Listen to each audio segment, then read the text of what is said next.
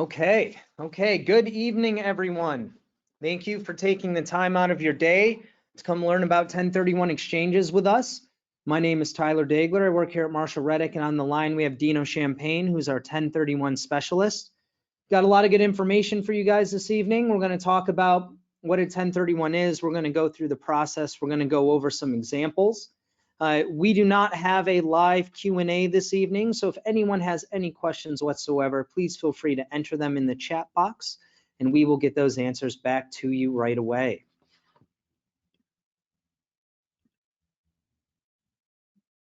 All right, so a little bit about Marshall Reddick Real Estate. So we have a number of lines here in our business.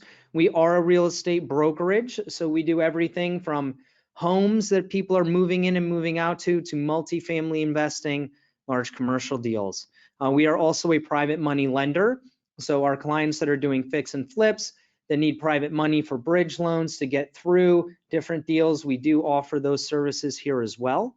We're a property manager. So like I noted, we do a lot of multifamily sales for our clients all over the US.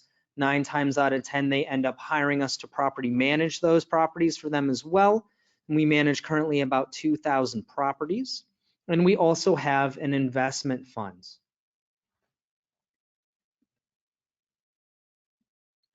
So a little bit about me. This is me, Tyler. Currently sitting at about 20 million in volume here in Orange County, where I own real estate myself.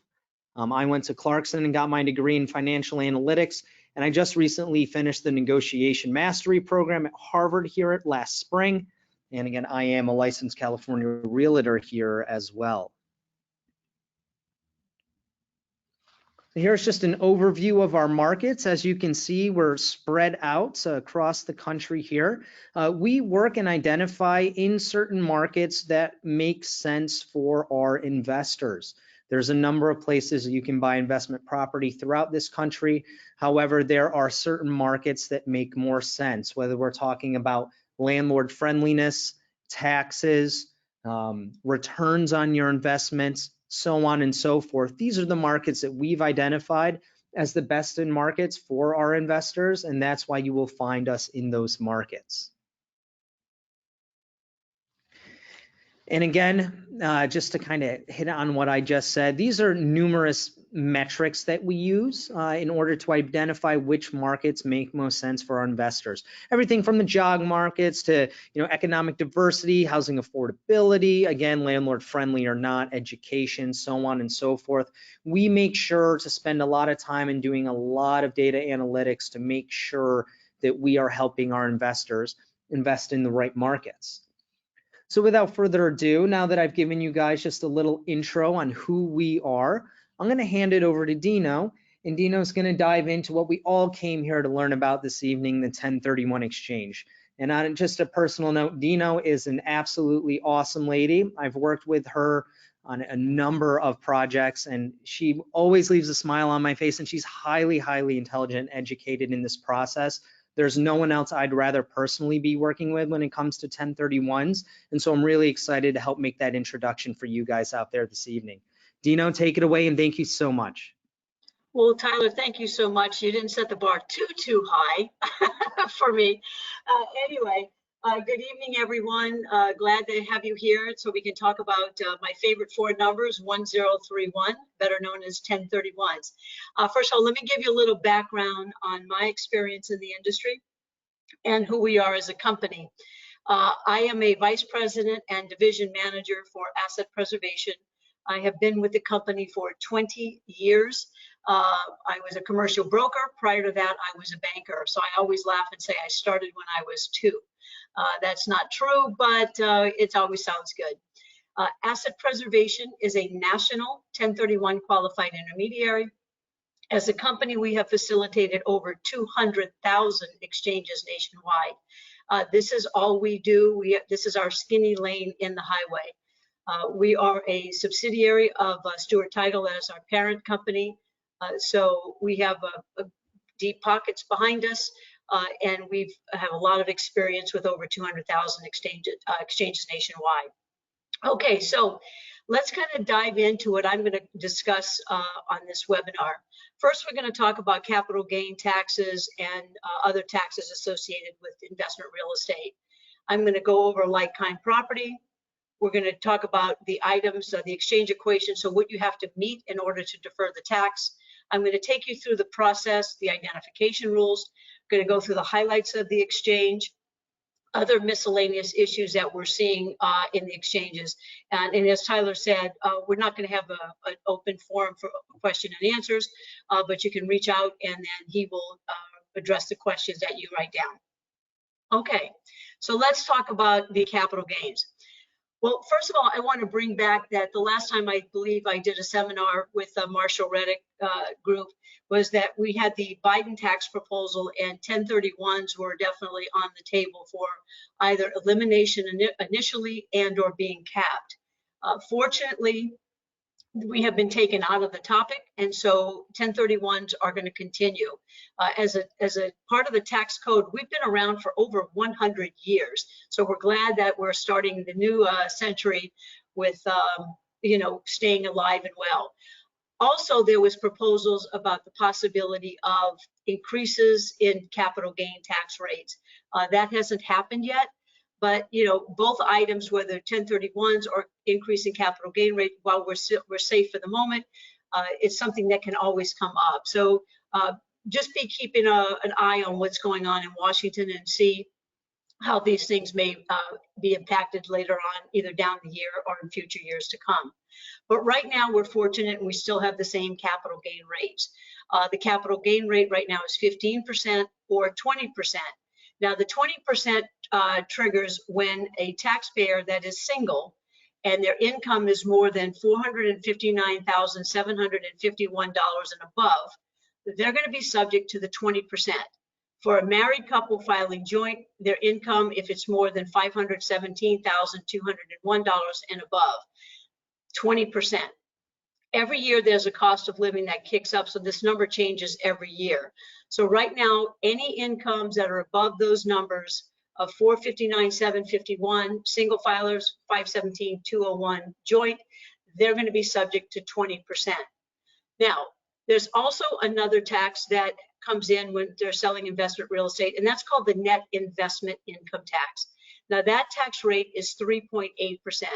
If you're not familiar with the term net investment income tax, if I use the term Obamacare tax, most people they recognize, oh yeah, I know what that is.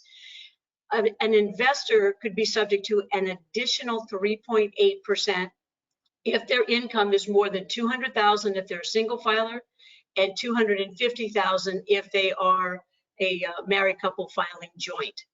Now, additional taxes that come in for investors when they're deciding to sell investment real estate. There's the tax for depreciation.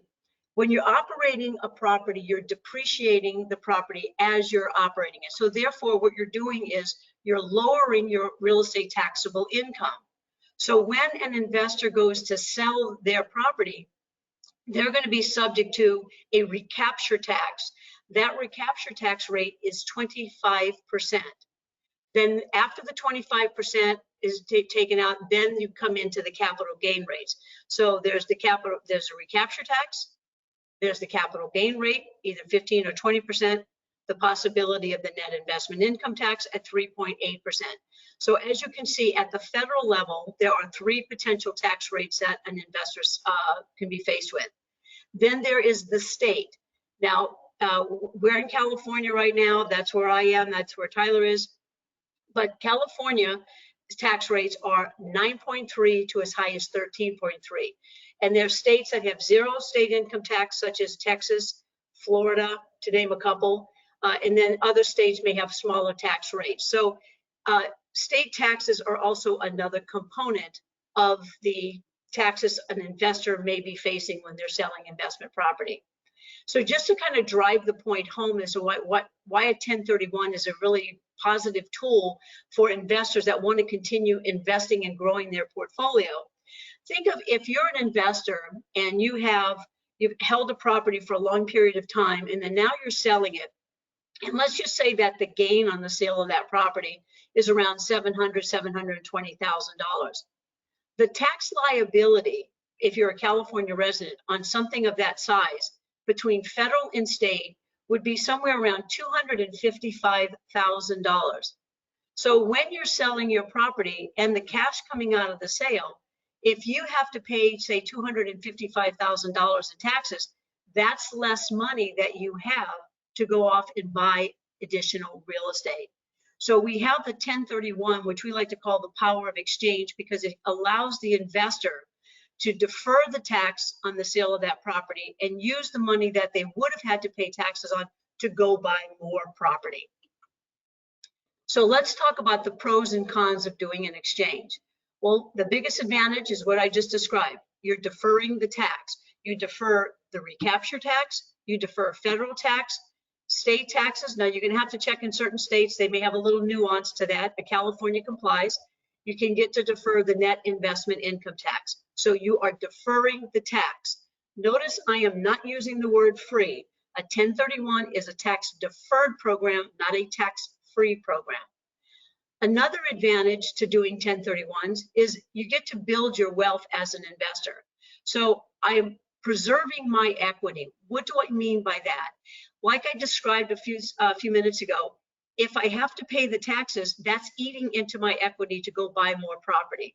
Through the 1031, I am basically not paying those taxes, I'm deferring it, and have more equity to go off and buy more property. I also have an advantage to build wealth through the 1031 process through leverage. There's a lot of times where investors may own property and the mortgage on the property that they're selling might be very small. So now you have an advantage that if I want to go off and buy more property, I can utilize leverage to build that portfolio. So there's been a lot of clients that I've worked with over the years that have had low mortgages, and then now they're going out and they're buying investment property, and now they're getting mortgages on them so they can basically build their portfolios. Another advantage to 1031 is diversification. There's diversification through asset class, and there's diversification through geographic locations. We're seeing right now in our industry a lot of migration from certain areas going, say, for example, from California, buying in Texas and Florida and Tennessee, Arizona, the Carolinas. So people are taking their funds and they're exchanging out of one marketplace and they're going off into another. Some people are spreading it out where they may be selling in one spot and they're buying maybe in 3 or 4 different states, okay, just to diversify. We're seeing diversification through asset class. When you're doing a 1031, and I'm going to get into this a little bit later, but you know, maybe I don't want to have, maybe the property I have right now that I want to sell and do an exchange with might be raw land. Well, we know raw land doesn't produce any income. So therefore, now I want to sell that raw land and I want to change that asset class, and I want to go buy maybe single family rental or duplex, maybe even a single tenant triple net. So diversification is one of very critical tools to a 1031. Now, other issues that come in, and we're fortunate right now that the step up in basis is still here. So sometimes investors may be looking at the 1031 for the long haul. So in other words, if I hold my investment property and I continue to do exchanges, I'm now going to, when I pass away, under the current tax law, my heirs will inherit the property. When they inherit the property, they will get a step up in basis. So if they receive the property after my passing, and I've been doing exchanges all along, they can turn around, they can sell the property in the next day because their gain is nothing, because they have what it was valued at the time of passing. And then if they're selling it very quickly, there's not going to be any growth in that figure. So therefore, they have no capital gain, or should have little capital gain, if anything. And all the tax that I have been deferring is not passed on to them. So sometimes people are using this as an estate planning tool as well. Another thing to be on the lookout for, to see that, make sure that they're not changing the tax laws where they do away rather with the step up in basis. But right now we still have it. Now, with every pro, there's going to be a con. So let's talk about the cons for doing a 1031. Well, there's going to be specific rules and time restrictions when you're doing a 1031. We're going to go through all of that. Another downside to doing a 1031 is that the replacement property basis is lowered by the gain deferred on the sale of the what we call the relinquished property. So in other words, if I sell a property for $500,000 and my gain is say $200,000, I buy a new property of $500,000. My new property basis on is not 500,000. It's 500,000 minus the gain deferred. So my basis in effect, because I traded straight across 500 for 500, is the same as my old property. So that is one of the downsides to a 1031. If you need to increase your basis, you buy higher valued property, okay? That delta will increase the basis a bit. So understand that you're not getting a brand new basis in the property when you're doing an exchange. Sometimes people go, well, if I do an exchange, can I just turn around and sell that property and not have to pay any tax? I said, well, if that was the case, everybody would be doing exchanges. They turn around and then they would be selling their property immediately after. No, because your basis comes with you. Downside to an exchange. The other downside is lack of liquidity. Okay, so what do I mean by that?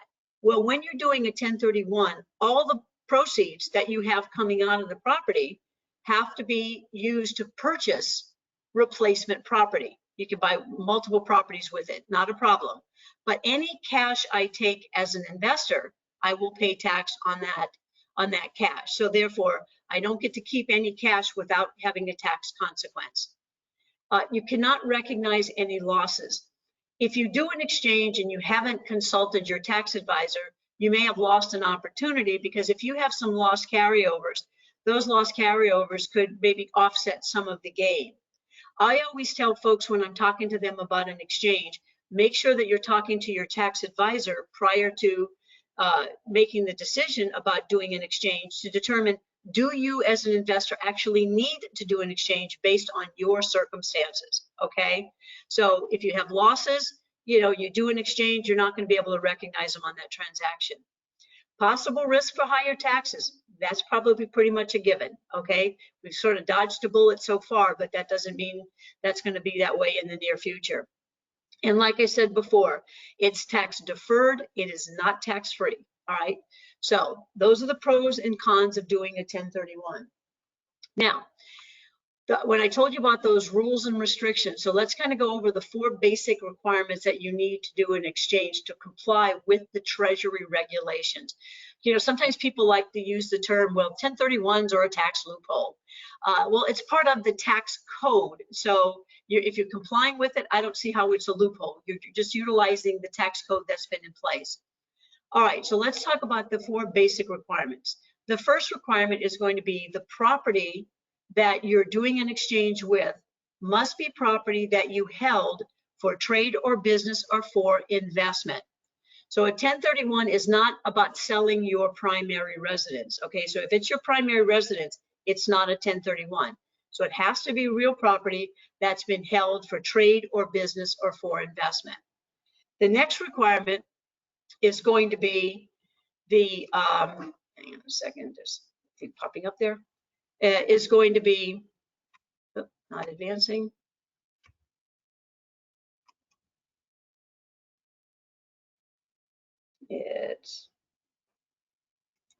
There we go. Okay, is going to be how much do you have to spend? So in order to defer the gain on the tax, you have to buy property that's equal to or greater than your sale price. You have to, that's minus the closing cost. You have to spend all the cash and you have to replace any existing debt. The next requirement is going to be the time frame in which you have to complete the exchange.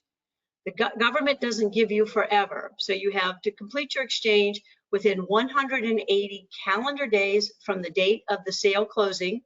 The first 45 days of that 180 calendar day period is when you have to identify, okay? So you have a time frame, it's very, very tight. And then the 4th requirement is that you have to identify the replacement property and comply with the identification rules. So those are your 4 basic requirements for doing a 1031. Now we're going to break down each one of these. So let's talk about the property qualification. You've probably heard the term that when you're doing an exchange, you have to buy like-kind property, okay? sometimes people think like-kind property means a duplex for a duplex, a single family rental for a single family rental. That's not the case. If you think of it this way, investment real estate for investment real estate, then you're falling within like-kind property. So you can go from a duplex to a single tenant triple net. You can go from an apartment building to several single family rentals. You can go from an industrial building to an office building. You can go from, as you can see, the vineyard, very nice. You can go from a vineyard into an apartment building or anything of that nature. So when we talk about like-kind property, you can see it's very broad that qualifies for it, right?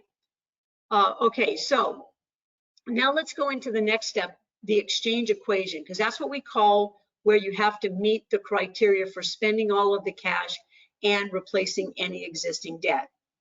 So for example, if I'm selling an investment property and my sale price is $900,000 and my loan at the time my sale closes, okay, because sometimes people will ask me, well, is it the loan when I bought the property?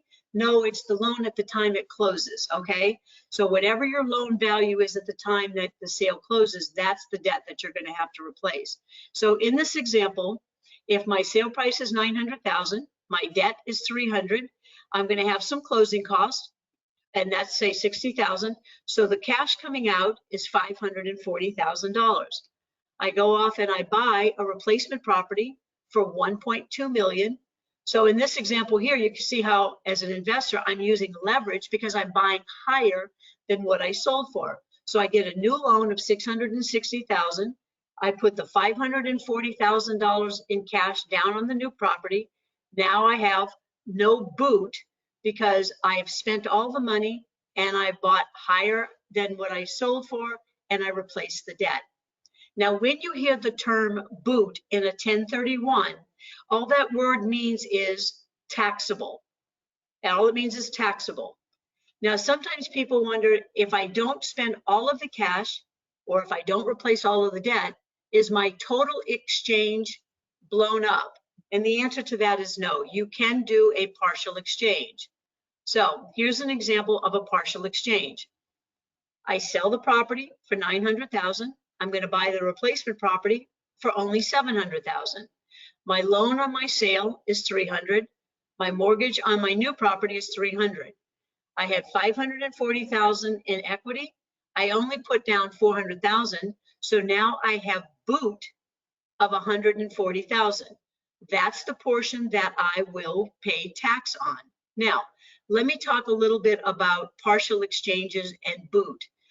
Sometimes people want to do this, which is totally fine, but you have to understand, if you're taking too much cash out of the transaction in the exchange, you may not be benefiting from the exchange itself. So let me explain that.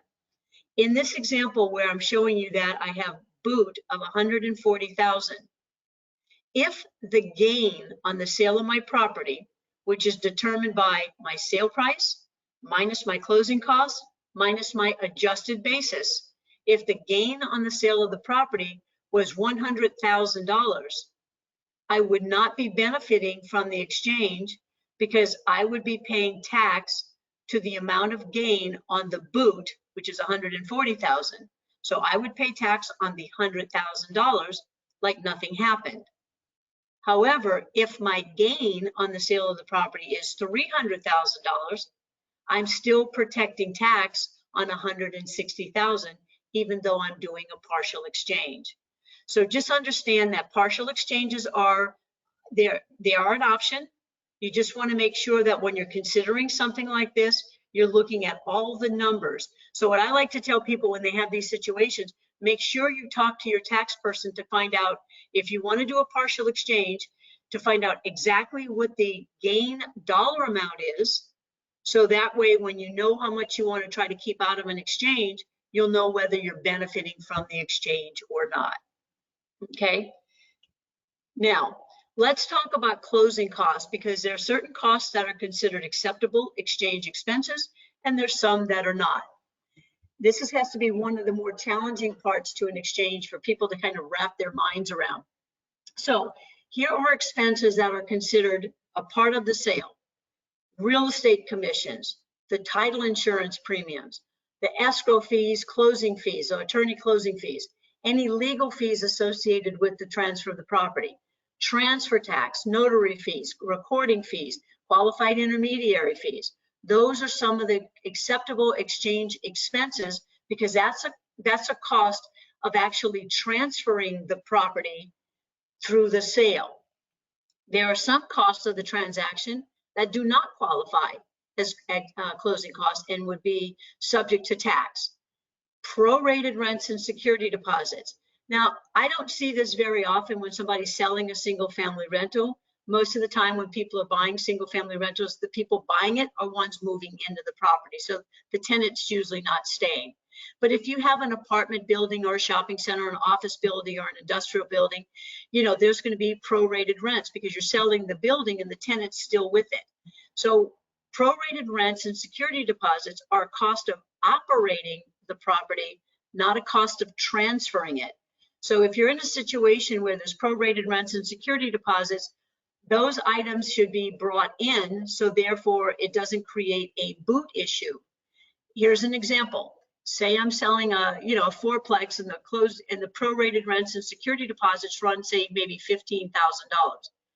And say it was negotiated where the seller will credit the buyer the $15,000. That means the buyer's not bringing in that $15,000, which means that $15,000 is not coming into the exchange. Therefore, it's going to be taxable. Another closing cost item that comes up a lot: points, prepayment penalties, and such. Those are items associated with financing, not associated with the transfer of the property. Here's one that comes up often: paying the buyer's closing costs. I see that a lot on transactions. How the accountant ends up dealing with that at the end of the day, that's up to the tax preparer or the CPA. But typically speaking, if you're paying the buyer's closing costs, that could be considered boot and taxable. The lender policy, any impounds, property taxes, and insurance. Now, when you're doing an exchange, it's important to have some reserves, because it's very common for lenders to put on impounds where you have to prepay your property taxes and you prepay your insurance. You always have to pay your insurance, in most cases that I've seen, a year in advance. Okay, so you're prepaying, so you should have those items. Those should not be funds coming from the exchange proceeds, because that's not a cost of transferring the property. That's a cost of operating the property.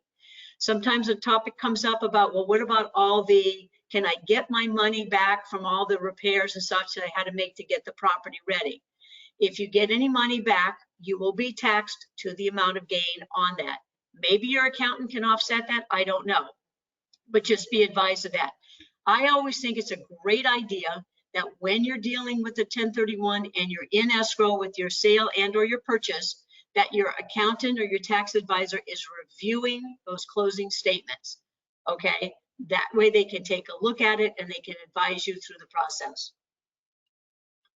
Okay, so now let's talk about the exchange. Let's go through the highlights now. So you're gonna get your property and you're putting your investment property up for sale, okay? It's important that you have a conversation with a qualified intermediary, somebody like me. I'm going to take you through the process of the exchange. I'm going to explain everything to you. It's also very important that you talk to your tax advisor, because that's the party that's going to tell you whether you should or need to do a 1031.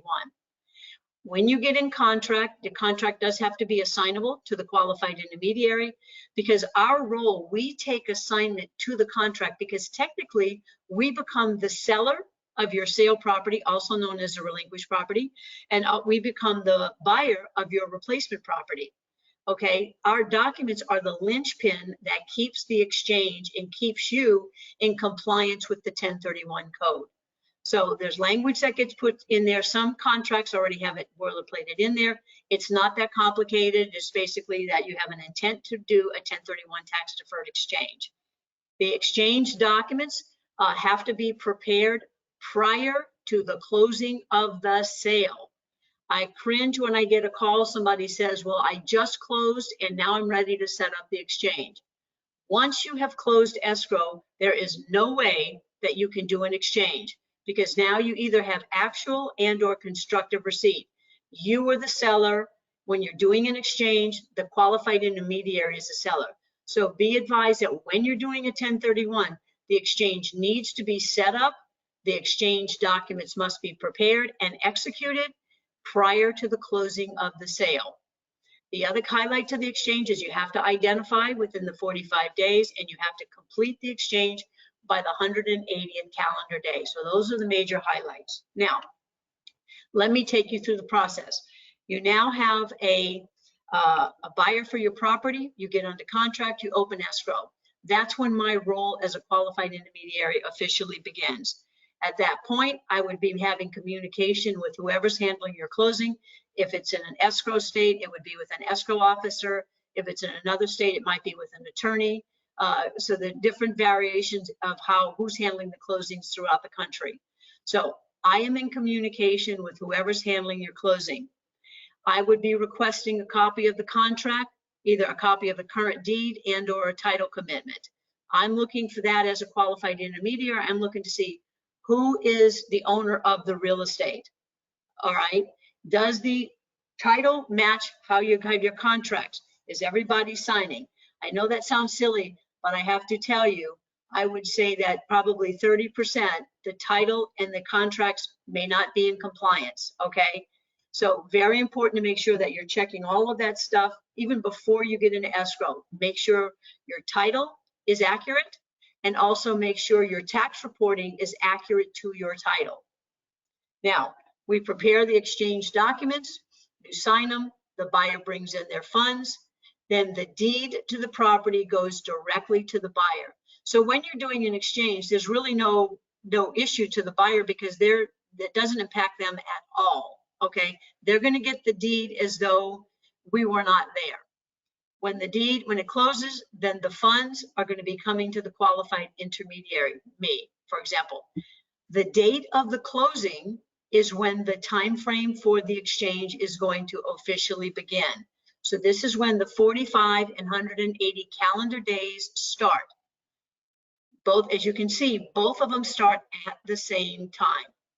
Now, and I'm going to come back to the 45 days in a minute. So now you get under contract with your replacement property. We need to be assigned into that contract where we become the buyer. You sign the replacement property exchange documents. When you're ready to close, we wire in the funds to the closing, and then the deed is going to come directly to you. That's the cycle of the exchange.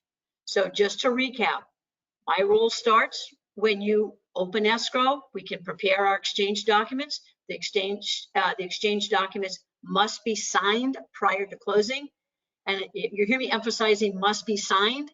There are times where we send out exchange documents and the people think, okay, I've got my exchange documents. You have to sign them, because once you sign them, now we are officially the qualified intermediary for your transaction. Escrow closes, they wire the funds to us. When you buy the replacement property, again, the exchange documents are prepared, must be signed. When you're ready to close, we wire the funds. That's the cycle. Now let's talk about the identification period. So one of the challenges in today's market right now, because today is a low, we've been dealing with a low inventory market, I would say, for the last, it seems like the last 2 years. Kind of surprising when the virus hit. We didn't know what was going to happen with the market, but I will tell you, it has been crazy, I would say, since May of 2020, and hasn't stopped since. So, identifying a property for your exchange can be a little bit daunting during this period with the low inventory levels. And I can't tell you, I'll probably get 10, 15 calls a day, and they're saying, well, the inventory is low. I said, yes, I know. And it's low everywhere, by the way. It's not just in one state or another. It seems to be, it's epidemic. Now, to comply with the third requirement, you have to identify what you're going to buy. So there are 3 rules for identifying. There's the 3 property rule, there's the 200% rule, and there's the 95% rule. Under the 3 property rule, you're limited to 3 addresses, but you're not limited to dollar amount. So if I identify, if I sell for $900,000, I can identify 3 properties. Maybe one of the properties is valued at $1 million. The next property I'm going to identify is 1.2. Maybe the next property is going to be $1.5 million. No limitation to the dollar amount, but I'm limited to 3 addresses. Then I'll hear, but can I identify more than 3 properties? Well, yes, technically you can. So now if you want to identify 4 or more properties, now you're out of the 3 property rule and you have defaulted now to the 200% rule. Under the 200% rule, you can identify 4 or more addresses. However, what you have to understand is that the aggregate value of all the properties that you're going to identify cannot exceed 200%, or easy way to look at it, 2 times your sale price. So if I sold for 900,000, 2 times my sale price would be $1.8 million. So if I identified 5 properties, the values cannot exceed 1.8 million. Okay, so no limitation to dollar amount in the 3 property rule. You're restricted in the 200% rule. Okay, if I identify 4 or more properties and I have exceeded the 2 times my sale price, or the 200%, now I'm defaulted to the 3rd and final rule, which is the 95% rule. Under the 95% rule, I can identify unlimited properties, unlimited dollar amount. So before you start thinking, oh, well, that's a great one, I want door number 3, not so fast, okay? Under the 95% rule, you have to close on 95% of the total value of all the properties you've identified. So basically, you have to buy your entire list. Where under the 200% and the 3 property rule, you don't have to buy all of the properties. So when we get into the identification rules, just to kind of give you an example of how people have to be a little bit careful, we talk about leverage, right? I remember in the beginning, I talked about leverage is a good tool to grow your portfolio. We've had transactions where people have had low leverage on their property. So as an illustration, I had one client that had a property that they were selling, and the cash coming out of that sale after the closing costs was around $400,000. And they really wanted to leverage up. Now, if you think about leverage at, say, 75% loan to value, it's easy math, because I would just simply times the number 4 times the cash. So if I've got $400,000 of cash that I want to, put down and get 75% leverage on all my replacement properties, I could theoretically be looking at $1.6 million in property. Now, if I have $400,000 of cash and my sale price was $425,000, what rule am I going to be in? I have skipped over the 200% rule. I'm in the 95% rule. So sometimes when people get a little excited about using leverage and wanting to maximize it, you have to be cognizant that you're in a 1031. You've got specific time frames in which you need to complete the exchange. So just be realistic about what you can get accomplished. So in some cases, maybe what you end up doing is leveraging one property, maybe buying all cash for the others, and then after the exchange is old and cold at some future date to be determined by you and your tax advisor, you and the bank, okay, or the lender, you refinance the property and go off and finish what you have liked to have done in the exchange. You've got to be cognizant of all these time frames. There are no extensions to the time frames of an exchange. Okay. Now, there's times where we have people that are wanting to sell multiple properties and they want to buy one. So that's called a multiple property exchange. I have several of those going on right now where people are selling. I've got one person that's selling 4 properties and they're looking to consolidate to buy one. So in that instance, when you have 3 sales and you want coming out of an exchange, you have to watch the timing very, very carefully, because the closing of the first property is going to determine the 45 and 180 day time period for the exchange. So if property 1 closes on March 31st and property 2 closes on April 15th and property 3 closes on April 30th, properties 2 and 3's time frame for the exchange is the same as the closing for March 31st. So you want to make sure that the properties are going to they're going to close as close together. That way you have a comfort level that you're going to be able to get this accomplished. Because remember, you have to identify what you're going to buy in that 45-day period. And you're looking for your 3 properties to complete your acquisition, okay? So if you can get it done, it works. So the money comes into the qualified intermediary. When you go to buy, boom, the exchange is over. What we see more of, however, is this version, where somebody might be selling a high value property in a state that, a state like, say, for example, California. They close on it and they want to buy multiple replacement properties. Okay, very common to see that going, because that's an opportunity to what? To go into different states, go into different markets, improve your cash flow. Hopefully that's the game plan.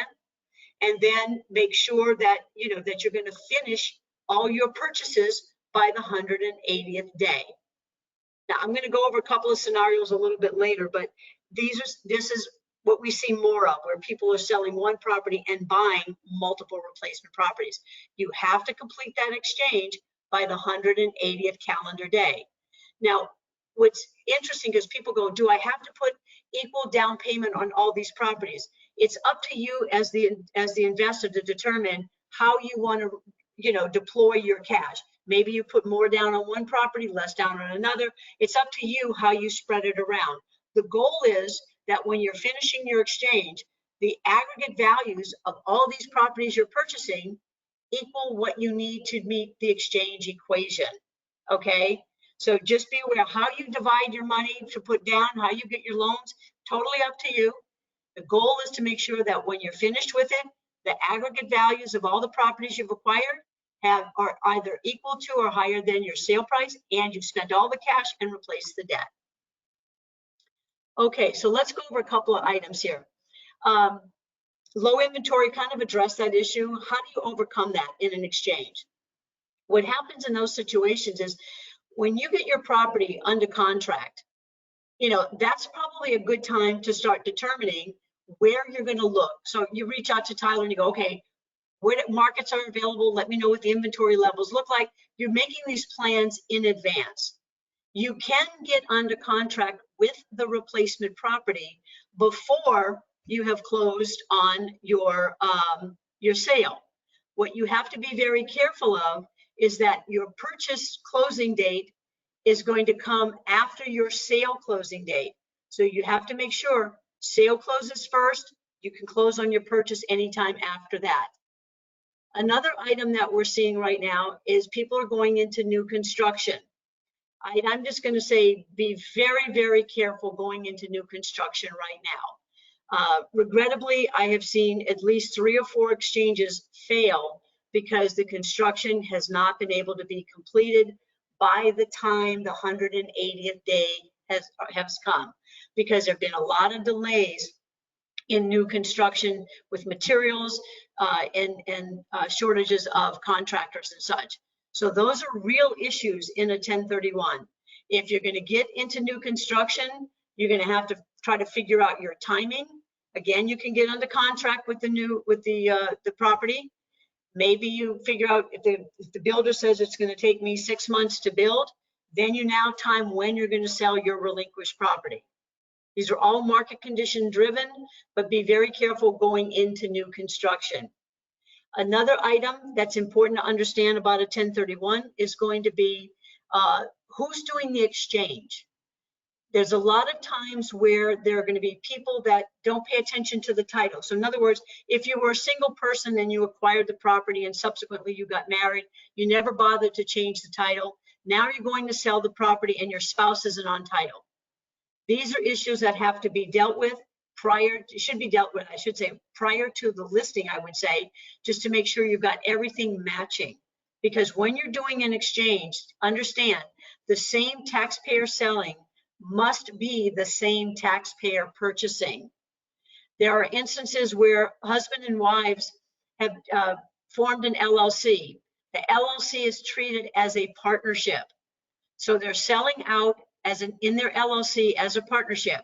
They're going to buy, say, for example, a 1-to-4. Most lenders have difficulty or will not lend to a partnership on a 1 to 4. The problem is they'll go, well, we'll lend to you, Joe and Sally, but, we're not going to lend to the LLC. In an exchange, the LLC has to be the buyer. So that's an issue. So you're going to have to find lenders that are willing to lend to the LLC. All right, so watch the vesting, watch the entity issues. So it's so important, to make sure that you're talking with your tax person, so you're getting these strategies well in advance of getting in the middle of a transaction. Because once you're in the middle of an exchange, that clock is moving, okay? And some of these issues have to be dealt with, and that could end up, slowing down situations on buying the replacement property or create issues on the sales side. So just please be, talking to your tax advisor, watch how you're holding title to the property. So go check that out, and then make sure that how you're holding title to the property matches how you have been reporting it on your tax return. Now, another issue coming up is financing. If you haven't been in the financing industry in a while, make sure that you're getting your lender, that you're chatting with your lender well in advance while you're getting ready to list a property. What am I going to be able to qualify for? This is what we think we're going to sell it for. This is what we think we're going to get cash. How is the financing going to work? And as I mentioned earlier, make sure you have some reserves to pay for some of these out-of-pocket expenses, like the appraisal, the inspectors, all of that, because we can't pay that with the exchange proceeds. Now I'm going to pivot a little bit because there's some other items that are coming up today in today's market, and that's where people are wanting to utilize 1031s in a situation where maybe you'll have your property. We want to buy a property there. You may also want to occupy one of the units, or maybe the house, or get an ADU, because that's a big topic right now, is ADUs, especially in California. What I've just described would be something known as split treatment. So in other words, your replacement property, we're going to focus on that end for right now. Say your replacement property is going to be part primary residence and part investment. Well, remember I said that in an exchange, you cannot buy your primary residence with exchange proceeds. So when you're thinking about doing something of that nature, where you want to do split treatment, live in one of the properties and the other portion will be an investment, you have to make sure that you understand and the value of the investment portion of that property that you wish to purchase meets the exchange value. So in other words, if I sold something for $500,000 and I bought a property that was worth $1 million, and I have the primary residence is going to be valued, say, at $500,000, and then the investment portion is valued at $500,000, then on surface, I've met the criteria. However, if you have to get financing to buy it all and there was no financing on the sale, that can be problematic. So what I want to say in this instance, if you're thinking about doing something along those lines, where you're wanting to acquire something as a part of split treatment, talk to your tax advisor and go over all the numbers with that person so you can meet the criteria. Remember, the exchange proceeds can only be used to purchase the investment portion of the property. So these are some of the things that are coming up. The reverse of that would be that you lived in one of the units and you rented the other on the sale side. Your accountant has to break out how much they have for the primary to how much is the value for the investment. Only the investment portion is coming into the exchange. So split treatment is an option for a 1031, but make sure you have good planning, good tax counsel, and you're discussing this well in advance before you get yourself into any kind of a challenge. Okay, so that's my fast version of 1031s. There's my contact information. Feel free to reach out to me if you have any questions, or reach out to Tyler. He knows how to get a hold of me very, very quickly. Okay. So Tyler, at this point, I will turn it over to you. Dino, thank you so much. As always, just a plethora of awesome education. Thank you so much. I'm sure that our clients will have questions, so we will be getting them over to you. Guys, as we wrap up here, just wanted to invite you guys to download our free property rating ebook. This is a book we put together that helps you identify the class of different properties. So when you are looking to 1031 into an investment property, this will help you dictate and understand, which properties may or may not make most sense for you. I can also email this out to you guys, and as I do my follow-up phone calls, if anyone is interested, just let me know and I'll shoot this over to you. We've also got hundreds and hundreds of hours of educational videos, articles, and guides, and we are uploading new content daily. So there's a plethora of information for you guys here. Please feel free to utilize that. If there's anything that we're not covering, please let me know and I will make sure that we put it up there. And so basic consultation with us, we'll sit down and go over goal setting, evaluate options, discuss your time frames, start setting your criteria, as identifying your markets, and then we'll introduce you to the teams to help you accomplish those goals. And when you guys are ready, please feel free to reach out to me. Here's my personal contact information. Again, I will be making calls out to everyone who attended here in the upcoming weeks, and I will be exchanging that contact information with you. But please feel free to reach out at any time. Me and Dino are here to help you guys. And in closing, thank you guys so much again for your time this evening. I hope we all learned a lot. I know I sure did. Every time I talk to Dino, it seems like I learned something else. And we appreciate your guys' time, and we look forward to being a resource for you as we work to optimize your investment portfolios. Again, if anyone has any questions, please type them into the chat bar. I'll make sure to get back to you. Everyone have an excellent night, and thank you guys again.